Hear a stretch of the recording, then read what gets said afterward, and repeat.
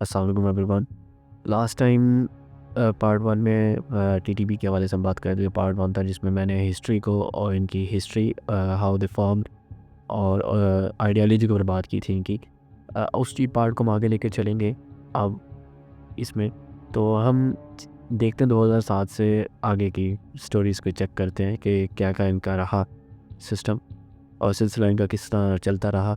तो early stage में मैंने आपको बताया कि 2007 में इन्होंने पहले स्वात पे कब्ज़ा किया और उसके ऊपर इन्होंने अपने कायम कर दी कि हमारा यहाँ पे एरिया, हमारा कब्ज़ा, यहाँ पे हमारे हिसाब से चीज़ें चलेंगी। और उसके बाद इन्होंने बन्नों पे भी कब्ज़ा किया जिसके ऊपर जो रेड लाइन थी, इन्होंने ज़ाहिर सी बात है हमने इनके साथ एग्रीमेंट साइन किया हुआ था कि आप स्वात से आगे नहीं आएंगे।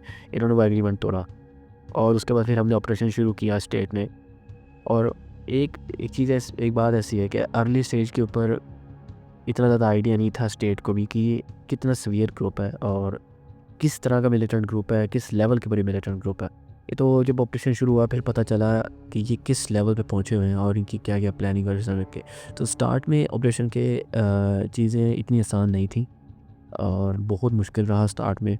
और उसके बाद फिर हमें एहसास इनकी समझ आई और फिर हमने इनके ख़िलाफ़ जो ऑपरेशन था वो सही तरीके से कंटिन्यू होता रहा और उसमें तेज़ी भी आई।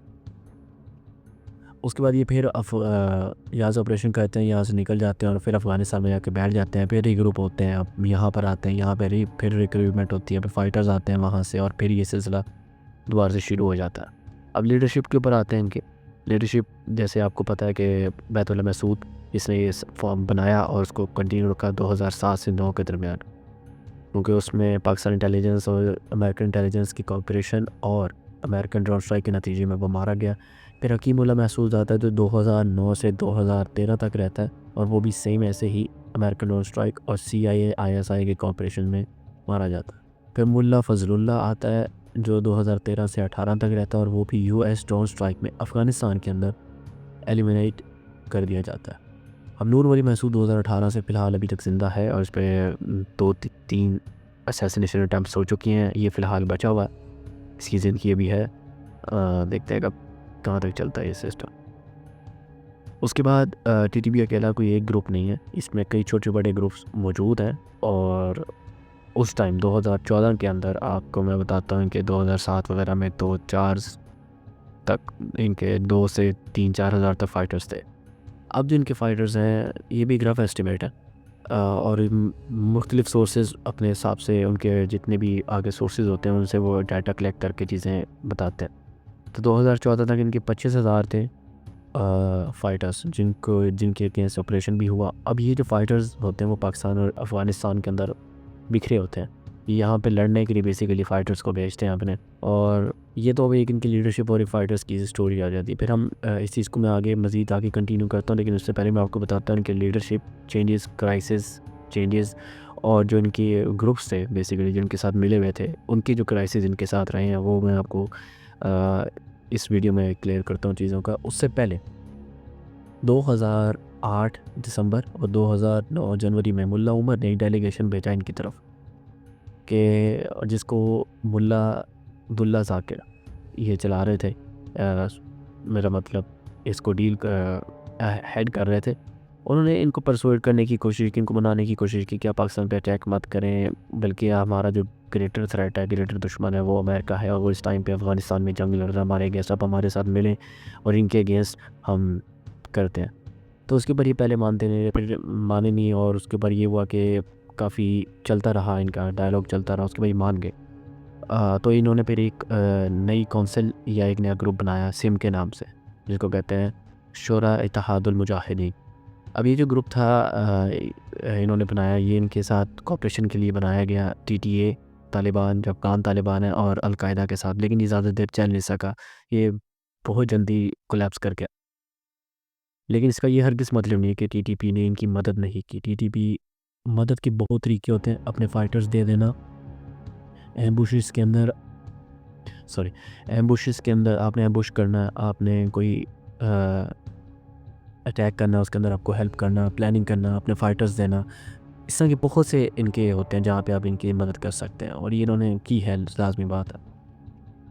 अब इसके ऊपर आते हैं कि जो लीडरशिप क्राइसिस रहा 2009 में, जो मैंने बताया अब्दुल्ला महसूद मरता है, फिर इनके दरमियान में एक लड़ाई शुरू हो जाती है कि अब लीडर कौन रहेगा। उस टाइम दो ग्रुप थे, हकीमुल्ला महसूद का और वलीउर रहमान का, जिनके दरमियान ये लड़ाई होती है कि हम लोगों इन दोनों में से किसी एक ने ग्रुप में बनना था, जिसको बाद में मौलवी उमर ने, मतलब कि उसने टेम्परेरी तौर पे ये क्या कहते हैं पोजीशन संभाली, ताकि जब तक ये कॉन्फ्लिक्ट बैठता है आराम से इसको डील नहीं करते तब तक लीडर का कोई भी ऐलान नहीं बाज़ाब्ता तौर पे किया जाएगा।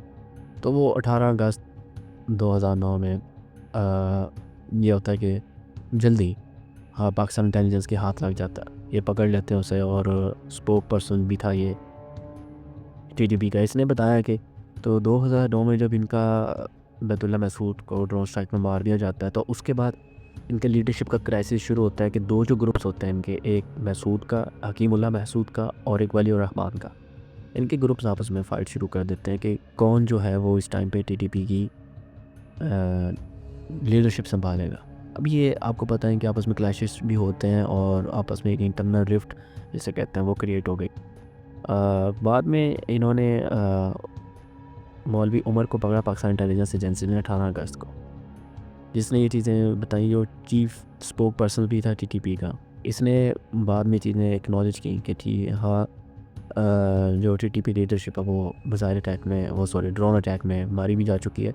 और फिर इसने बताया कि फ़ाकिर मोहम्मद जो है और उसने बीबीसी को भी अनाउंस किया कि वो फ़िलहाल टेम्पोरेरी लीडरशिप टीटीपी की संभाल रहा है, और जो मुस्लिम खान है वो ऑर्गेनाइजेशन का प्राइमरी स्पोक पर्सन रहेगा।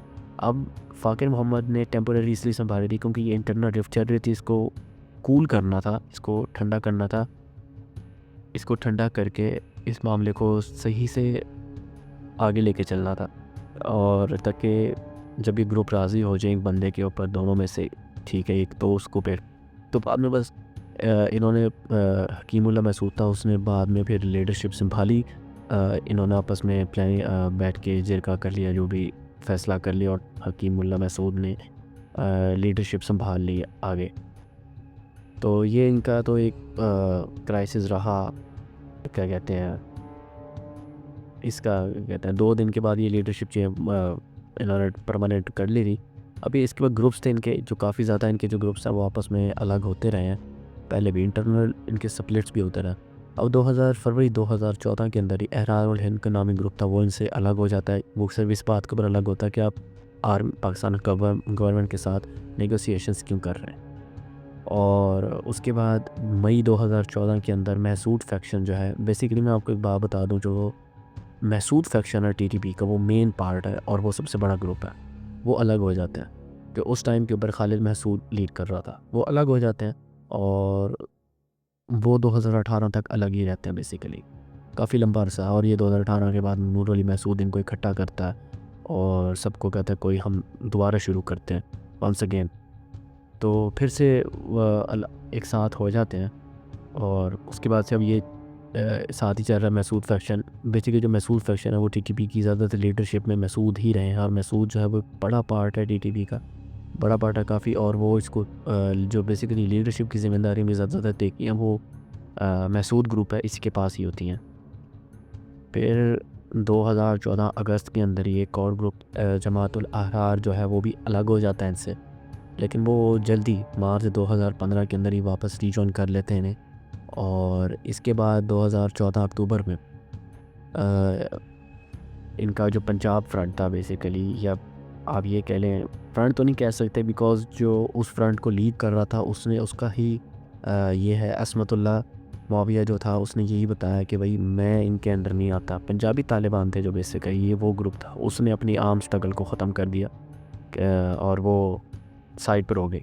तो इनके ये इंटरनल स्प्लिट्स भी रहे हैं और इंटरनल रिफ्ट्स भी रहे हैं, और भी इनके ग्रुप्स छोटे मोटे कटते रहते हैं और जुड़ते रहते हैं आपस में हिस्सा करके। अब ये तो इनका एक था। उसके बाद आपको पता है 2014 के अंदर इन्होंने अटैक करते हैं एपीएस का। उसके बाद एक फुल ऑपरेशन होता है और उस ऑपरेशन के अंदर इनको बहुत ज़्यादा इनको नुकसान भी उठाना पड़ता है और ये काफ़ी बिखर जाते हैं, बहुत टूट जाते हैं। मतलब आप ये समझ लें that was an and, near end of the TTP. और जिस तरह पहले इनकी एक आदत रही है कि यहाँ से अफ़गानिस्तान चले गए, वहाँ जाके रीग्रुप होते हैं, रीग्रुप होने के बाद वहाँ पे नूर वली महसूद इनको इकट्ठा करता है और उसके बाद वो तो जो नूर वली महसूद है वो इनको इकट्ठा करता है दोबारा से, और उसके बाद वो दोबारा से रीजॉइन होते हैं 2018 के बाद। ये फिर अब दोबारा से इसी हमारे एरियाज़ के अंदर अटैक्स करना इन्होंने दोबारा शुरू कर दिया और ये दोबारा इस एरिया में दोबारा री एंटर हो गए। अब इसके ऊपर जो फ़िलहाल इनका जो चल रहा है, इसके ऊपर पार्ट 3 में बात करेंगे कि किस तरह इन्होंने अपनी टैक्टिक्स वगैरह हर चीज़ चेंज की है इस द टाइम, और अब ये दोबारा से इनके क्या मोटिव्स हैं और किस तरह ये लेके चल रहे हैं चीज़ों को।